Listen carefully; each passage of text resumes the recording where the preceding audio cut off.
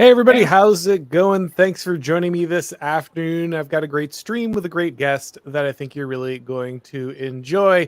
So there are some weeks where nothing happens. You really got to grind out that content, squeeze every last drop out of the news. But in the last couple days, pretty much everything has happened. It's been absolutely insane. I was in Dallas doing the live coverage of the debate for the Blaze. But since the disastrous Joe Biden debate, there has been all kinds of speculation on whether he's going to be sticking around. Can they replace him? Do they want to replace him? Who would they replace him with? And of course, we've also had a bevy of different Supreme Court decisions, including key decisions on the Chevron deference and on Donald Trump's immunity during his time in office. We're going to get to all of that, guys. Commenting on this today with me is one of the best follows on Twitter. He's also the leader of Exit. Kevin Dolan, thanks for joining me, man. great to be here, man. Thanks. Absolutely. He had one of the best takes, I thought, when it came to the process of Joe Biden, what the administration, or rather the wider regime, might be thinking. So I want to have him on to comment on that as well. We're going to get to all of that. But before we do, let me tell you about today's sponsor. Hey, guys, let me tell you about today's sponsor, Job Stacking. More paychecks, less hustle, working from home. That's what job stacking is all about. If you're a remote or hybrid worker looking to maximize your earning potential, then consider joining the Job Stacking Mentorship Program. The program is designed by Ralph Haltza, the creator of Job Stacking, to help you successfully implement a strategy that will allow you to collect multiple paychecks from different jobs without burning out or getting caught by employers. Job stacking has already helped many people double or even triple their incomes. Luke Hill, a financial analyst living in the UK, has used job stacking to stack 3 different jobs and went from making $5K a month to $15K a month. But job stacking isn't just about increasing incomes. It's also about helping our guys gain more independence by no longer being a slave to debt or a single employer who hates their values. Andrew Gustafsson, a credit analyst from Australia, is now stacking 4 salaries, which he has used to pay off his personal and student debt and buy a home for his family. If you don't currently have a remote job, no worries. The program is also designed to help you land remote jobs so that you can go ahead and get started. So if you want to double your income and stop relying on a single paycheck from a woke employer, go to jobstacking.com/start now. That's jobstacking.com/start now and book a call with Rolf today. All right, Kevin. So the Nothing Ever Happened bros are absolutely out of sorts. Devastating L for them. They got to hold it real tight. Let's start with, I guess, the biggest news, which was the debate. We'll get into all the will they, won't they stuff here in a second. But what was your immediate response to the debate? I mean, I knew it could be bad for Joe Biden, but this was a whole nother realm of bad, right? Well, I had seen him do similar comparable things so often in public and nobody cared that the real message, the real show is the post game, which is when CNN and MSNBC and everybody tells you what to think about it, because Right. that's the real government. That's the messaging that matters. And so when I saw them be uniformly responding to, what's been obvious to everybody else for years, I was like, there's some Kremlinology is happening here. Something, some backroom decision has been made, and we've all decided at once to acknowledge this situation. And that got me thinking about, they planned this debate really early. And I suspect that there was an element of we need to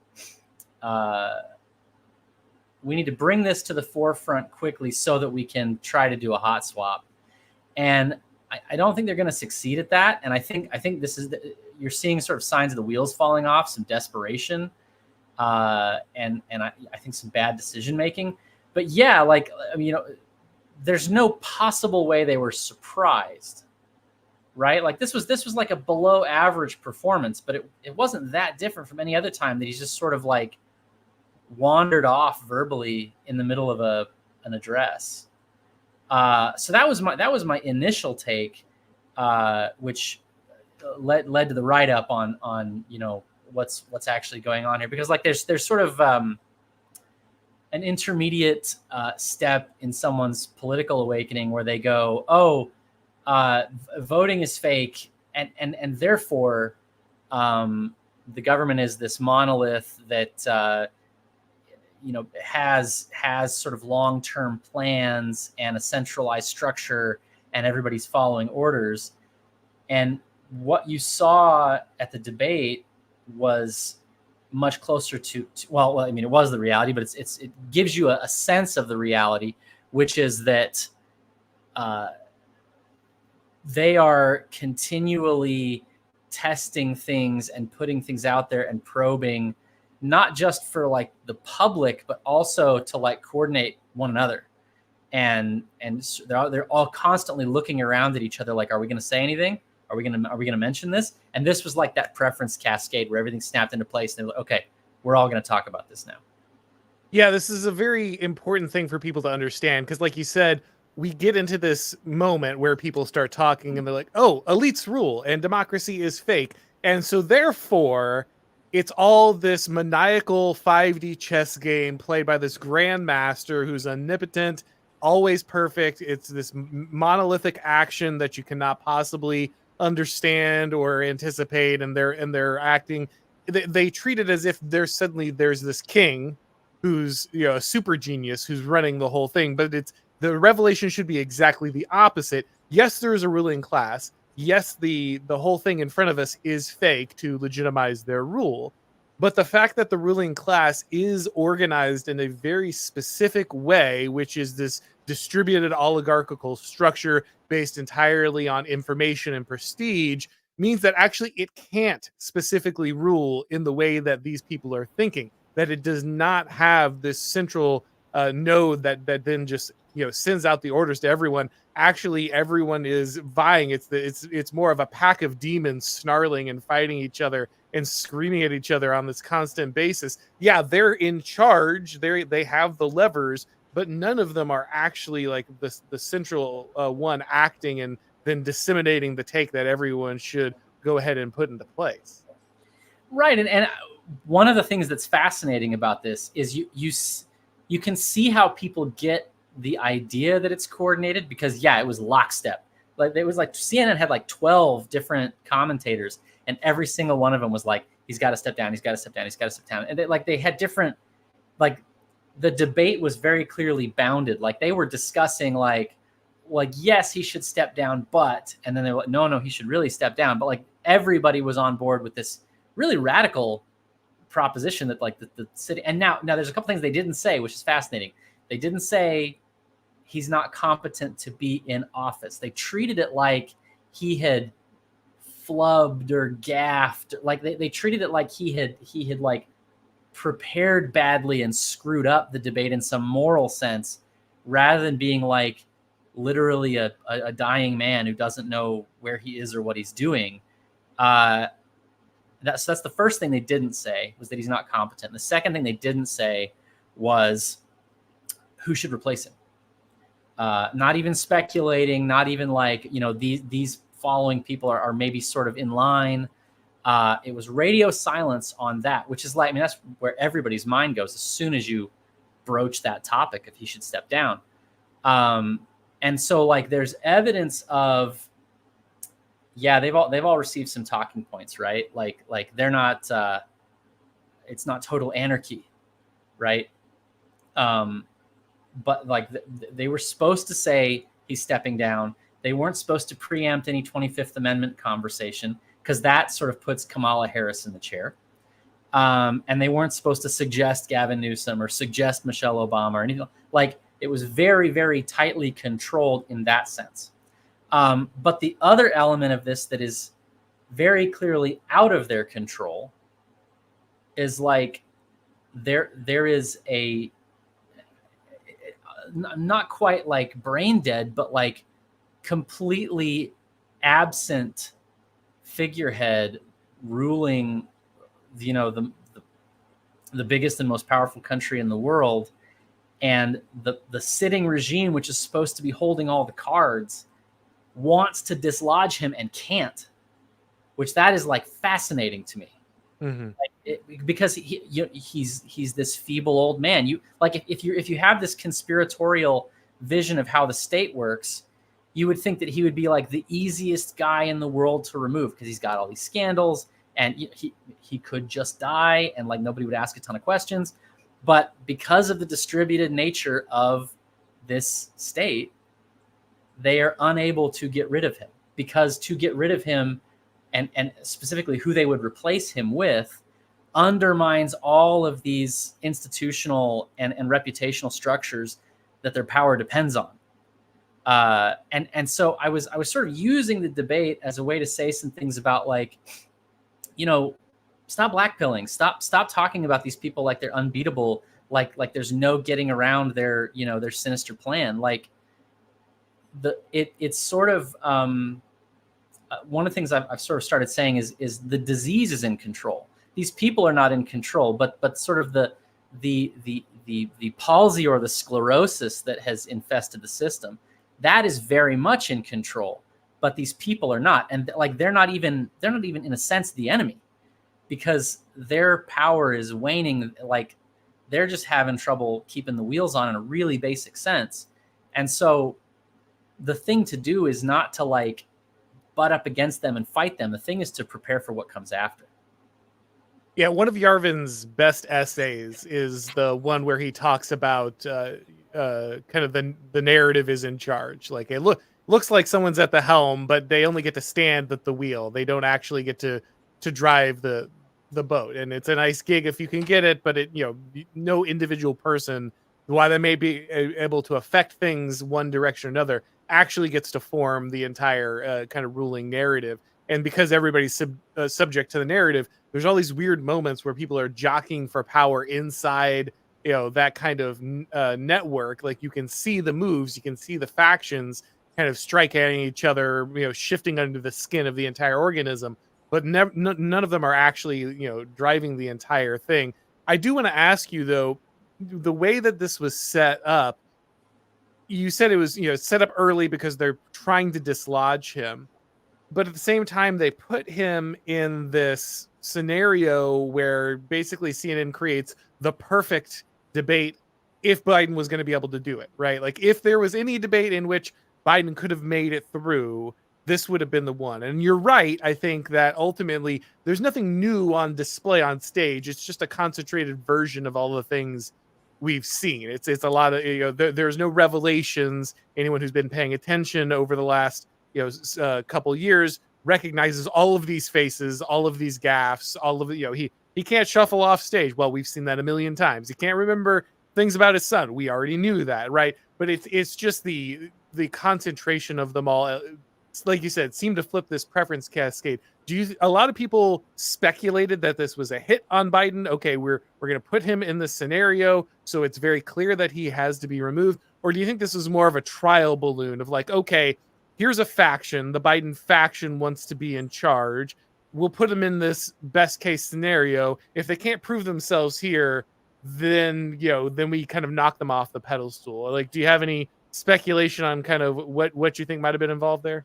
Well, I think one of the insights from, by the way, I'm about 2/3 of the way through the Total State. Great read. Go buy it.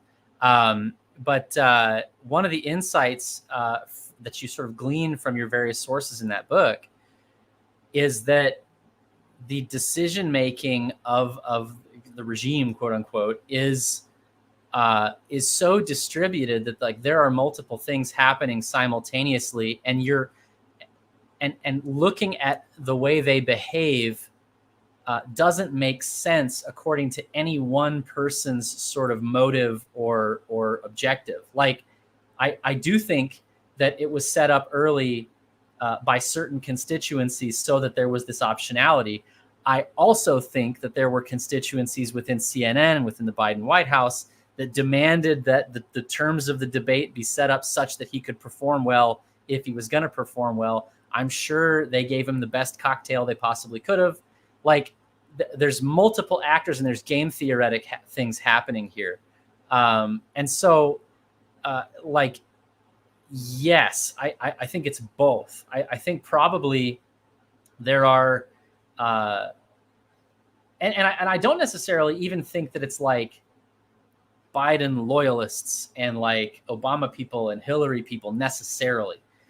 I think if anything, there's probably been some chatter about like, is Biden a viable candidate? Like, can he win at all? Like, I think basically everybody in the regime, if Biden could just like keep the drool off his chin, almost all of them would say, let's line up behind him.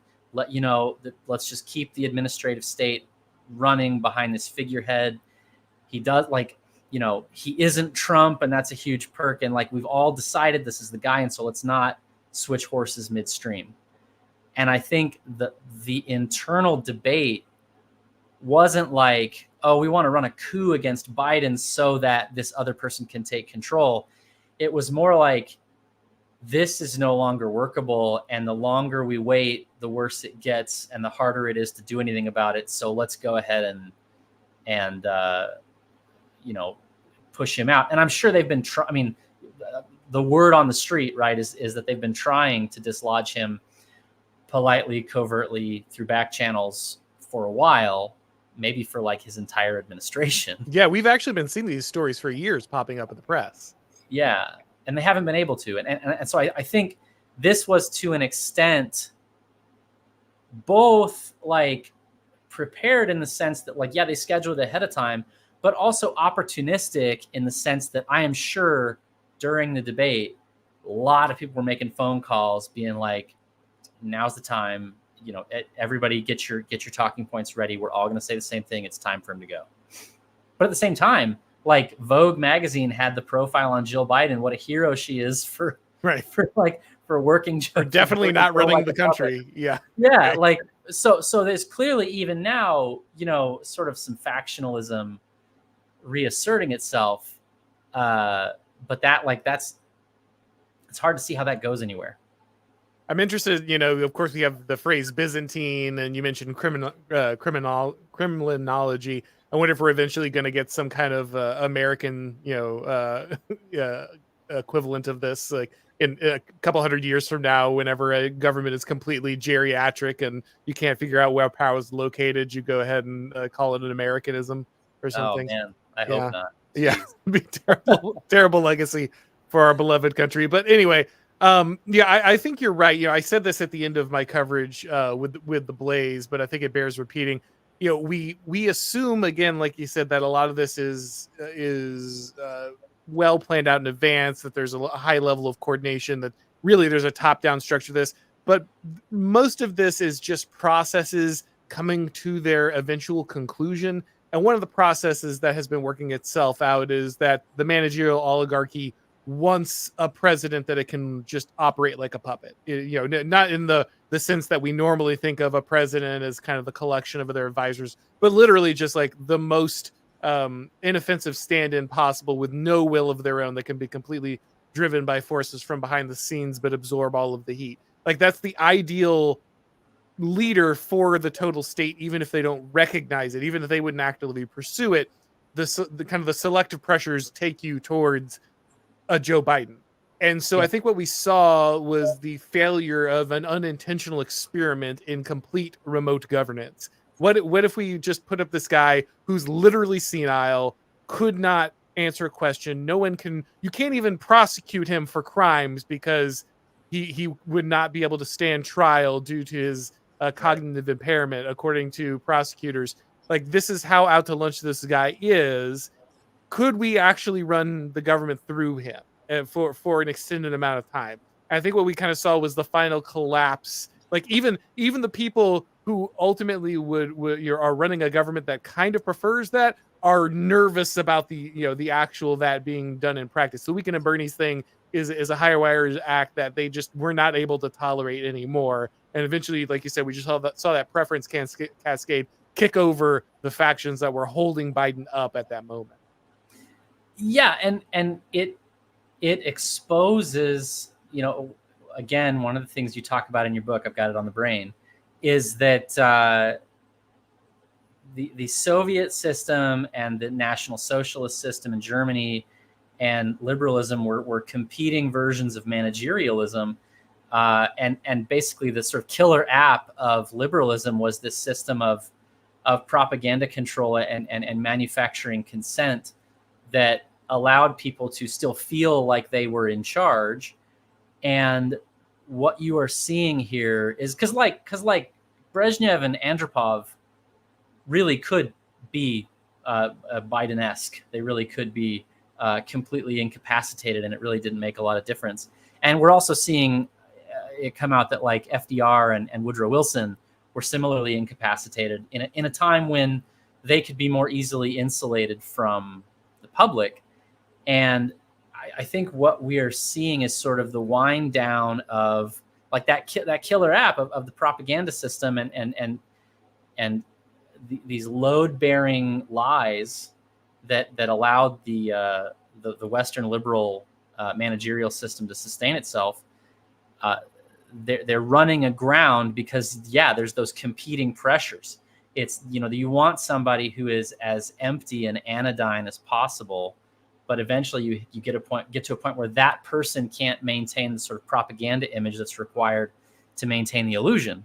And so it's sort of those contradictions coming to a head this week.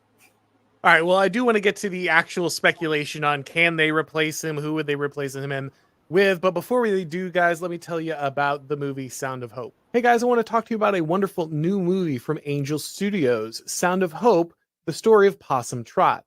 It's inspired by the powerful true story of Bishop and First Lady Donna Martin and their tiny Bennett Chapel Church in the town of Possum Trot in the woods of East Texas. 22 families from a rural black church linked arms and courageously adopted 77 of the most difficult to place children in their local foster care system.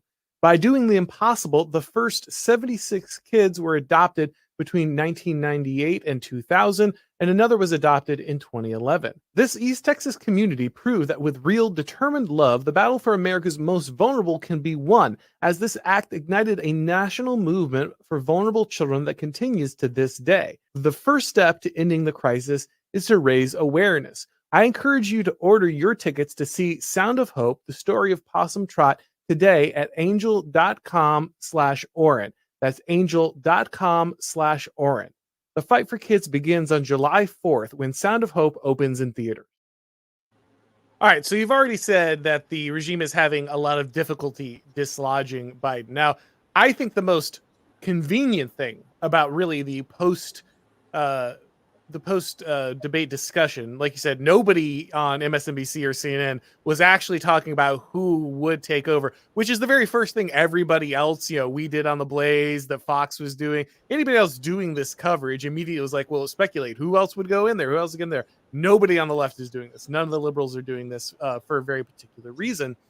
But the most useful thing about that speculation is it kind of distracts people. Who's going to get the rose during The Bachelor goes ahead and distracts people from the fact that actually we've had a fake president, and he was installed in a fake election, and like everything is fake. Like we just kind of skip right over like that the fundamental governance of the United States has just been completely shattered and the illusion of it is destroyed, and we go directly to like who wins the reality TV contest after. So that's one function we can talk about. But also, I think, made a good point that ultimately it's very difficult. There are still these realities about the Constitution and election law. Again, we often look at the regime and the ruling class and we think they're in power, so they can just do everything they want. But actually, these phantoms that are still connected to the law do bind them in certain ways, like the difficulty of releasing the delegates. Like Biden actually has to step down. They can't just push him out of the way. The money is tied to the campaign, so Kamala Harris becomes the only person who can actually inherit all of the money that's been raised so far, and there's a massive war chest. Like these are all issues that make it very difficult for them to just pick Gavin Newsom up and say you're the guy now. Yeah, I mean it's there's an extent to which constitutional government was always, and it's possible to be too cynical, I think, about that.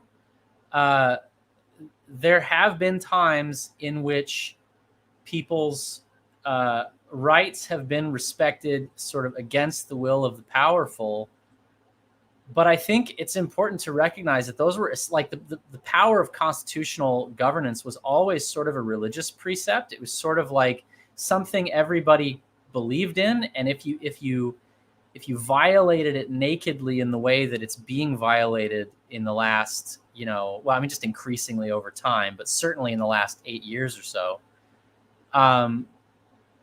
you would be ashamed, and you would sort of lose status in some of these circles that you were fraudulent, that you were treacherous, and I think a lot of what has evaporated about, like, simultaneously a couple things are happening. Number one, just our ability to communicate and therefore sort of see through some narrative is going way up. And so, like, I tweeted earlier about Woodrow Wilson and FDR and how, like, they were incapacitated for periods of their presidency, and it's like, to some extent, this is actually getting better. Like, you actually have more access to information than you did, in 1944, right?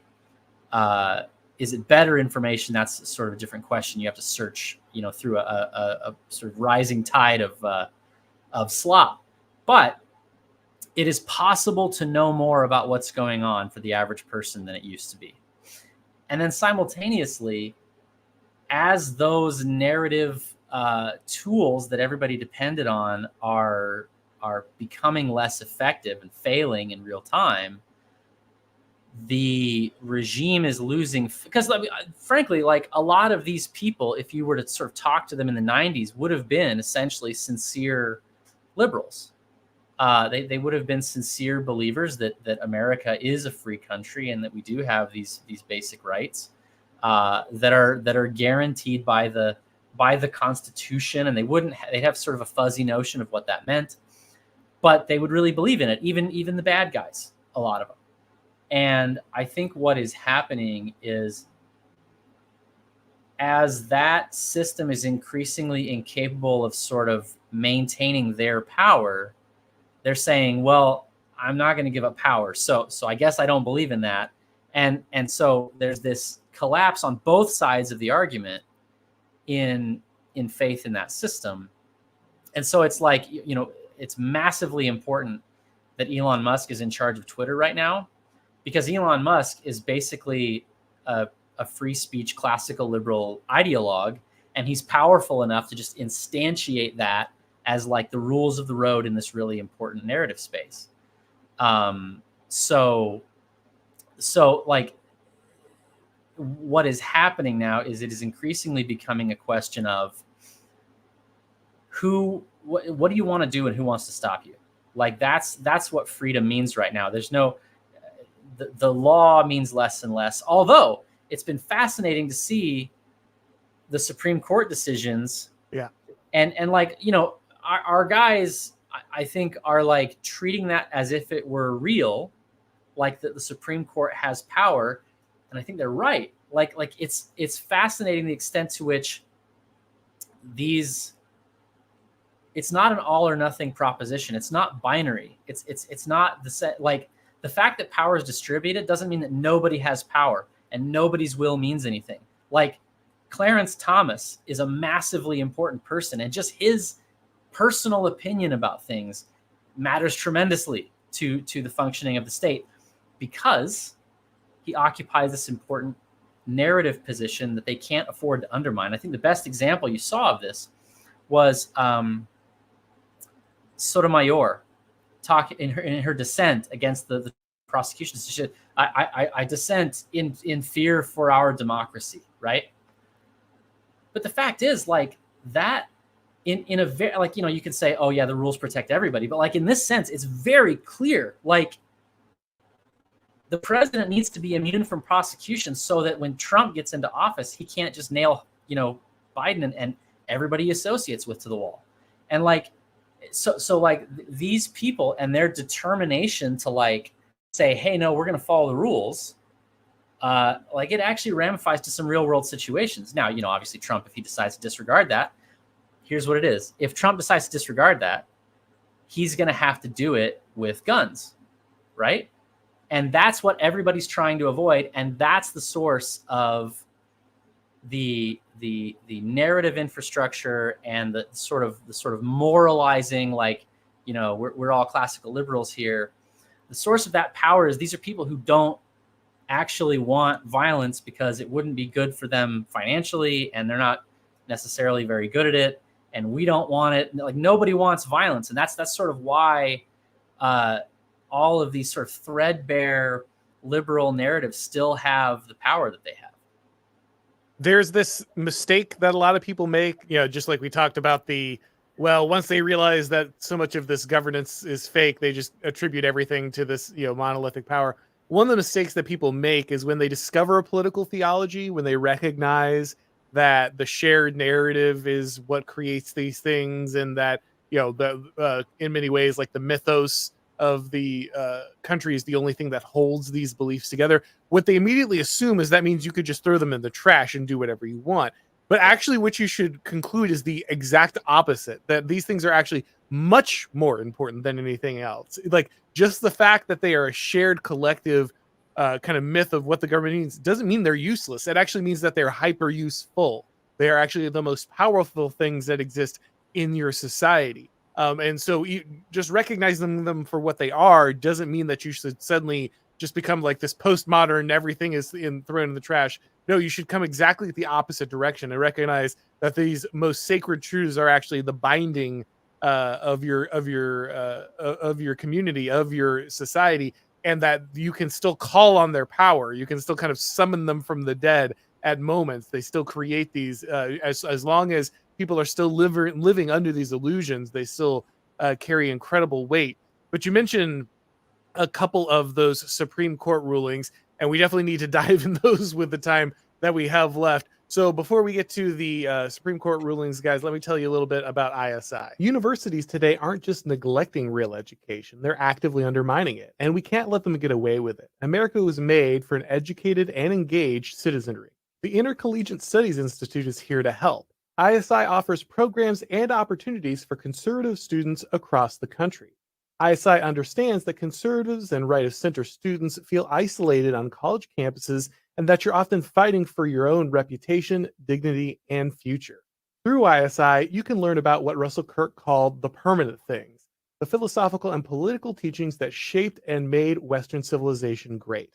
ISI offers many opportunities to jumpstart your career. They have fellowships at some of the nation's top conservative publications like National Review, The American Conservative, and The College Thinker. If you're a graduate student, ISI offers funding opportunities to sponsor the next great generation of college professors. Through ISI, you can work with conservative thinkers who are making a difference. Thinkers like Chris Rufo, who currently has an ISI researcher helping him with his book. But perhaps most importantly, ISI offers college students a community of people that can help them grow. If you're a college student, ISI can help you start a student organization or a student newspaper or meet other like-minded students at their various conferences and events. ISI is here to educate the next generation of great Americans. To learn more, go to isi.org. That's isi.org. All right, Kevin. So there are several major Supreme Court rulings that have come out all at once. We're going to hit a couple of them. You already mentioned the immunity one, but let's start with the administrative state.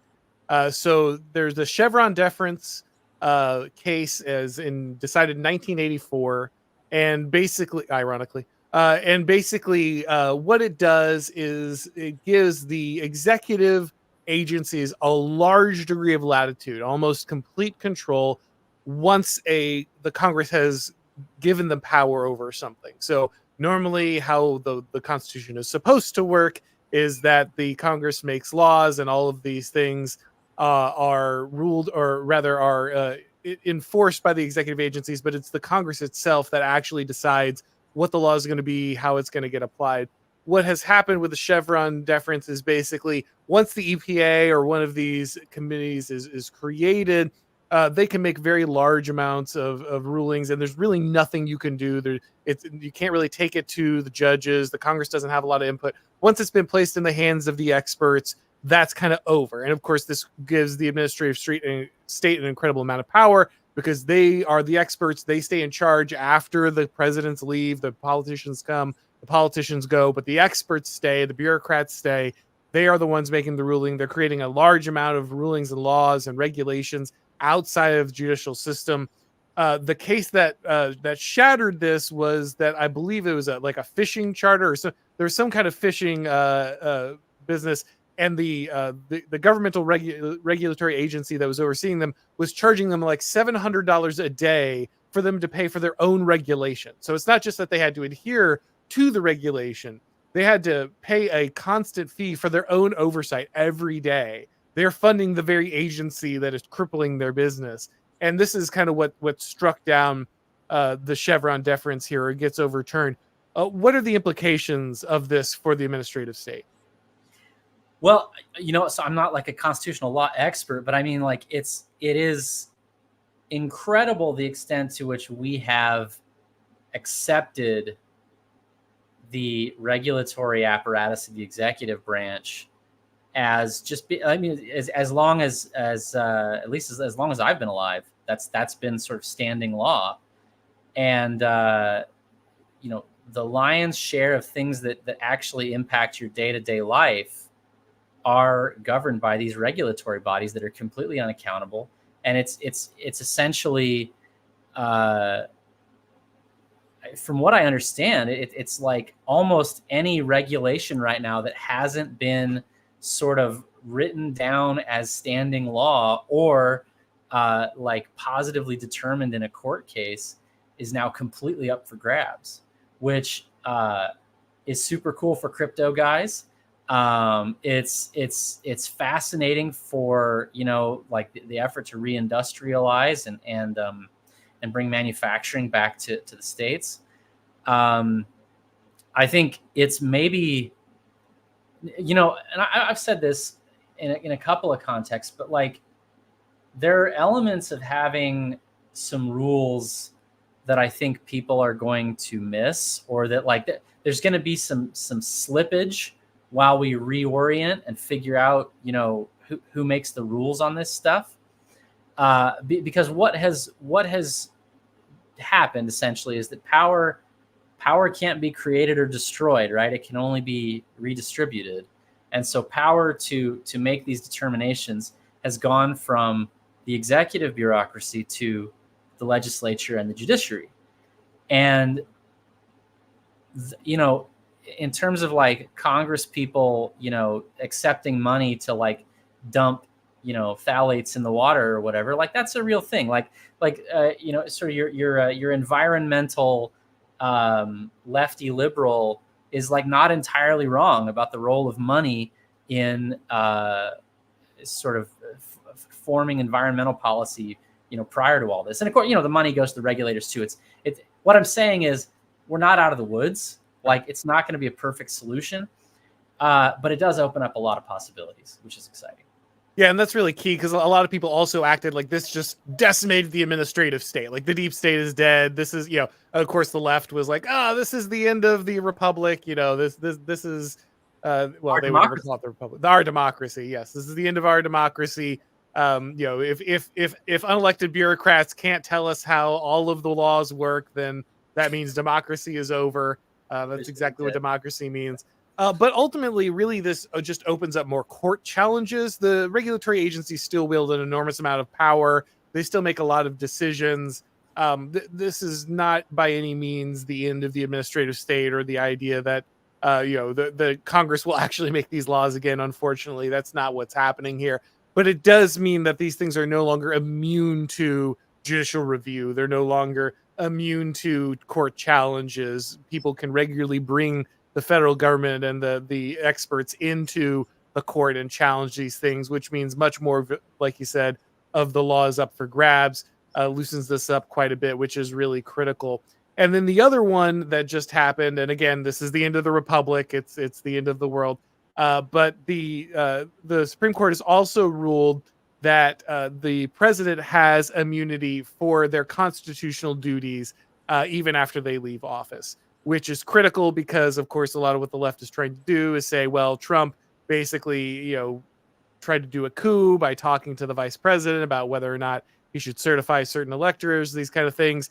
And basically, he would be covered in those actions because he would be speaking to the vice president in his capacity as the commander in chief. And so, therefore, he would have immunity. Now, they said that he does not have immunity in non constitutional actions or those that don't go ahead and comport with his official duties.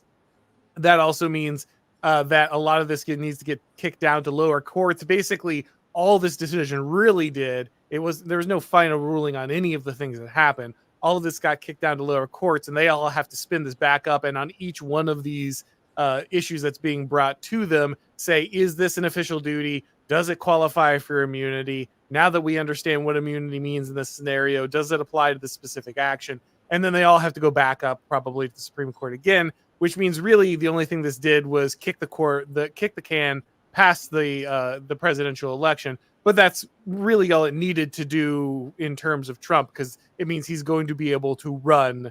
That's really what we found out at the end of the day. Yeah, and you sort of get into this this postmodern situation where it's like, what constitutes an official duty, and like how is that decided? Like these are it's sort of a specific case of the broader intuition that like law does not protect you. The words on the page do not defend themselves. They don't tell you how to interpret themselves. And so it does amount to the decisions of individual human beings in the aggregate. It's simultaneously individual human beings matter, but sort of as an aggregate, as a bureaucracy. It's all the judges in all the court cases that have to make these decisions. And one of the things that I think is really exciting about both of these rulings is just that it opens the aperture for not just legal challenges, but also for people to just sort of stop complying in a way that makes these bureaucracies unable to sustain the level of enforcement that they've been doing. The idea that because it's there's a lot of little fish. I mean, if you're a normal person, you've ever been in a situation where like you've been the victim of like a civil, like an opportunity where you might sue somebody, and you ever talk to a lawyer and they've said, oh yeah, it's going to be like $100,000 minimum. It's like, well, okay, well then that law just doesn't protect me. Like it doesn't matter at all. And that's the case for like most Americans. Like if everything has to be challenged in court, then like most Americans basically just whatever happens to you is what happens to you, and you just got to live with it.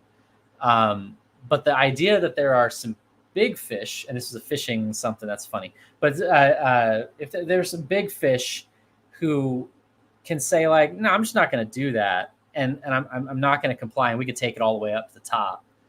The idea that it's creating more opportunities for that kind of action, just to gum up the gears, just to slow them down and make them think, and because they got to spend money to show up in court too, and they don't always win. That to me is really exciting, and I think even Trump, if he's the guy or whoever the guy is, that's supposed to, I don't know about save America, but make things better, meaningfully. Whoever that guy is going to have to act both inside and outside the acceptable framework of sort of the liberal worldview and our system of laws. And things like this, they just create a lot more wiggle in the system for both types of action. Yeah. And so I think it's not a panacea. Like, again, the law does not save you from the feds in any sense. But by throwing some things up in the air, creating a little bit of chaos, it introduces opportunities for powerful actors to really shake things up. Absolutely. All right. Well, we have a ton of questions from the audience, so let's switch over to that real quick. But before we do, Kevin, where should people be looking for all of your great work? Maybe tell them about Exit before we switch over.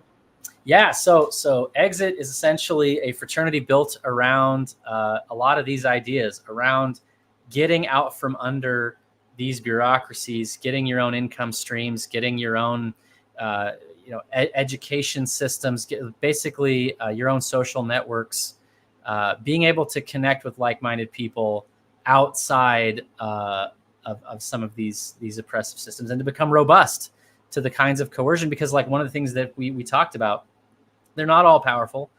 They don't see all. They can't stop you from doing anything you want to do. There's lots of things you can do, and so it's about building capacity outside of sort of the attack vectors of these systems. I'm also running a conference on demographic decline and falling birth rates in December. That's at natalism.org. So yeah, exitgroup.us and natalism.org. That's where I send people. Excellent. All right. And let's go to the questions of the people here. JD41 says, congrats on the book, Auron. Well, thank you very much, man. Worked hard on it. Glad people are enjoying it. Always weird when you do something like that. You're like, maybe people will find out I'm dumb once I put this out, but it seems like people liked it. So always good to hear. Let's see. He also says, I'm just a country boy from South Louisiana. But during the debate, when Biden said, look, we finally beat Medicare, I don't think that was a good talking point. Yeah, I know. You could be a professional political commentator, man. I think you've got the essence of the issue down. It was true. Like I said, Kevin's right that, all of this stuff was on display. No individual piece was shocking. But man, watching it all put together like that was a sight to behold. I really feel like that was a Nixon-Kennedy style debate in the way that it just watching it on screen completely changes the way that you understand the dynamics in that debate. Tiny Stupid Demon says, some of you have never tried to talk to an elderly person into moving out of their home, and it shows. Man, is that true? Let's see. Paladin YYZ says, I'm on Foxes and Lions, nothing yet on Malstein, Geezer, or Lars. A lot of political stuff. Sorry, I should have put more classic metal into the book. You're right. You should write a book on that. I'm starting to think that you're not a great metal writer. Starting to think that it isn't even a metal show. You know what, man? I'm taking desperate offense to that. I am wearing the Judas Priest concert T-shirt. Okay, I don't need that kind of judgment. I validated myself. By the way, if you didn't get to see the stream on Black Sabbath over on Simiagog's channel, that was great fun on there with a lot of great guys. Many people who knew a lot more about Black Sabbath than I do. But if you want to enjoy me and some other guys talking about heavy metal, that's a great place to check it out. Robert Weinsfeld says, pretend GOP cannot win, and you have to choose in rank order the following: Biden, Hillary, Kamala, Michelle Obama, Newsom, or Whitmer. All right, Kevin, if you had to pick one of these horrible people, who would it be? Okay, so GOP can't win like forever, like it just in the scenario Trump cannot win, or whoever they're going to put up can't win. Who would you have to pick out of these people? So there's sort of a Yarvin-esque case that, like, if the GOP can't win, which he believes the GOP can't win, then you just want someone to be as in charge as they possibly can be, and I think that's Newsom. And Newsom's a terror, and he sucks, and I hate him. But I do think that it would be better for someone to be in charge. But I'd probably leave the country. But Newsom. Does Hillary not count as being in charge, or is she just too old now as well? She got to the point. I think she's too old, and she's also too disliked internally. Mm-hmm. I think that she doesn't have the ability to actually first of all, like the military, and even including the sort of the cucked components of the military that we disliked, even Hillary. Yeah. So I would say Newsom. Fair enough. All right. Kruparuto says, the idea that you guys would cover this debate so close to the 4th is offensive to me, and the vast majority of Americans do better. Man, I already got the grill plans. We already got the hot dogs and the hamburgers. Don't worry, buddy. There will be no politics on July 4th. Have no fear. People are Gabby of Limburg says, people keep saying Trump is not Caesar, but all I see is a Caesar. What am I missing? So this certainly feels like we would be in that moment, right? Like you have the guy who has to win, or he goes to jail, and they're all kind of, if he gets recalled from Gaul, then they're going to go ahead and put him, to trial. Like it does feel like we're in the moment that would forge a Caesar. But I feel like we've already been there, and Trump just isn't the guy, right? Maybe if we were in a different time or things had been pushed further along the route, then perhaps there would be a guy, there would be a Sulla, there would be a Caesar, there would be somebody in that vein. But it feels like the pressures have not really compacted, things to the point where we might get a diamond in that vein. But I don't know. What do you think? Well, I think about how much my perspective has changed since 2020, and much more since 2016. I think Trump could have changed quite a lot in between those 4 years. I think he probably takes it much more seriously, and I do think that his incentives are aligned with taking it seriously and with taking command of the state, because the state is so hostile to him. And so, a lot depends on who his friends are these days. Obviously, I'm not saying anything new. That's been a problem since forever. But I see his pivot toward tech, and I think there are ways that could go well and there are ways that could go poorly. But he would be advised by a class of maybe not more loyal, but just sort of higher IQ, just sort of brighter and more dynamic people, so that he would not be sort of the sole source of juice in the whole political system, which could potentially be a good thing. So that would be my answer to that one. Bosphorus says, horns up, metalheads, shred till dead. Well, thank you very much, sir. Appreciate your support. Make sure you're listening to the metal in the morning when you work out, gentlemen. It is important. Kruper Weirdo says, the idea that individualism isn't the only true religion is absolutely insane. What are you even talking about? Come on, man. Kruper Weirdo, the voice of the disembodied liberal. We appreciate your help, sir.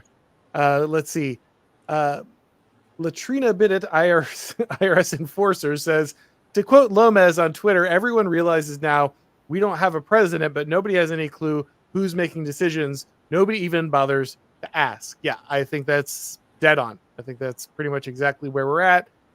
There's a lot of momentum, as you mentioned in your essay, a lot of procedure, a lot of momentum. That is what's driving the vast majority of things right now. Most people are too scared to ask anything outside of those that kind of procedural question. Jacob Zindel says, like watching a senile, corrupt old union leader in his hospital bed slowly being trust and safetied by an aging, recently convicted mob boss. Let's see here. Christus Piao, I'm sure I have come nowhere close to properly pronouncing that, but he says, I just finished The Total State last week.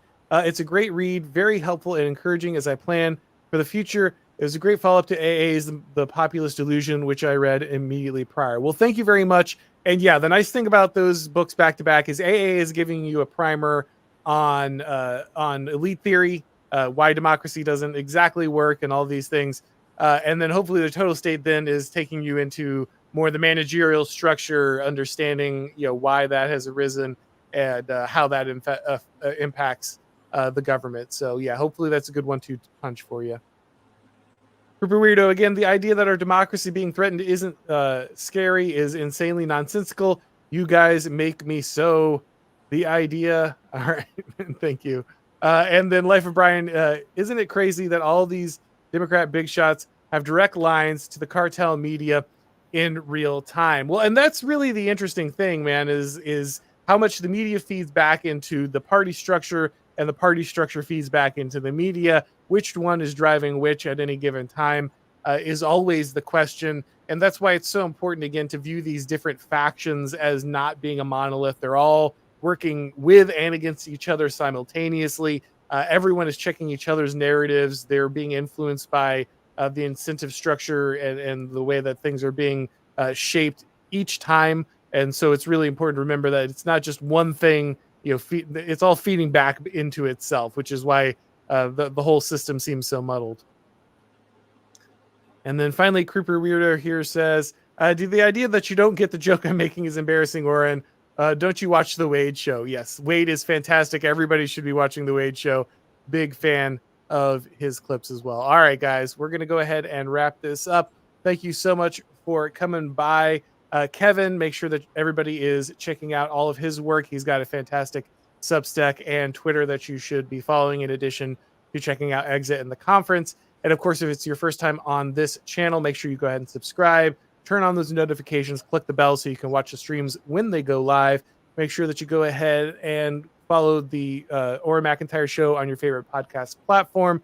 And if you want to pick up my book, The Total State, which many people have been very kind to go ahead and recommend on the show today, you can do that on Amazon, Barnes & Noble, Books A Million, or you can order it at your local bookstore. Once again, everybody, great talking to you. I'll see you next time.